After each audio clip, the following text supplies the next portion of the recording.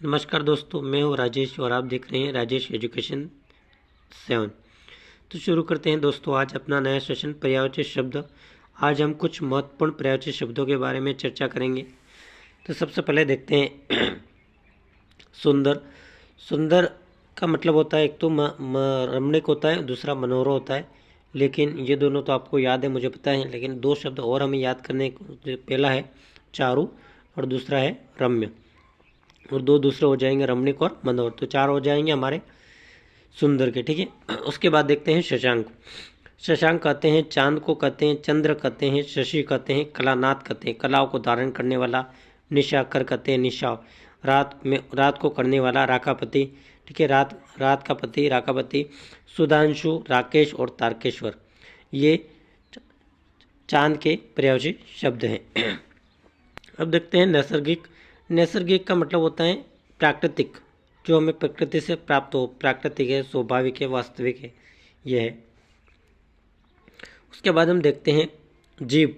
जीव का पर्यायवाची शब्द है जैसे जीवा है, रसना है, रसज्ञा है, रसिका है, चंचला भी है।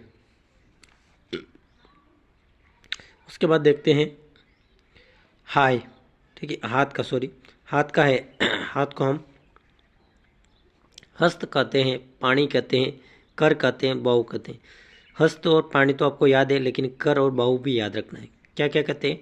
हाथ को हस्त, प्राणी, पानी और कर और बाहु।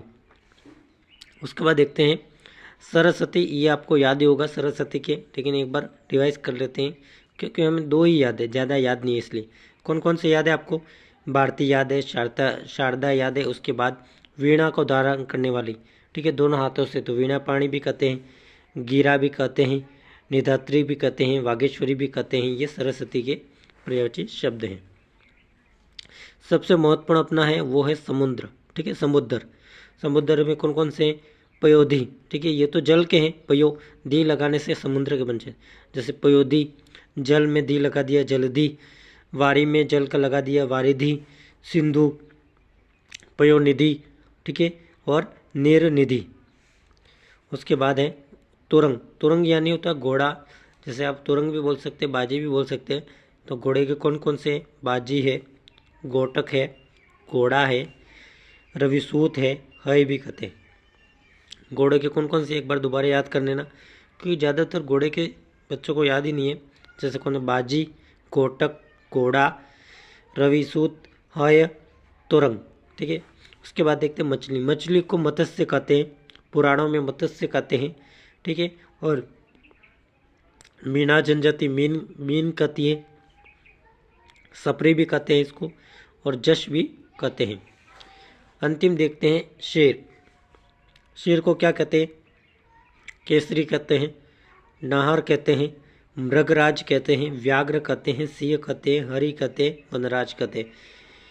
व्याघ्र हिंदी में ज़्यादातर व्याघ्र ही मिलेगा आपको। वनों का राजा वनराज भी कहते हैं इसको। केसरी कहते हैं, केसरी भी कहते हैं, हरि भी कहते हैं। हरि एक भगवान भी होता है, और एक का नाम है शेर को हरि भी कहते हैं, मगराज भी कहते हैं। कैसा लगा वीडियो कमेंट करके ज़रूर बताएं, और चैनल पे पहली बार हो तो लाइक और सब्सक्राइब ज़रूर करें दोस्तों। धन्यवाद दोस्तों।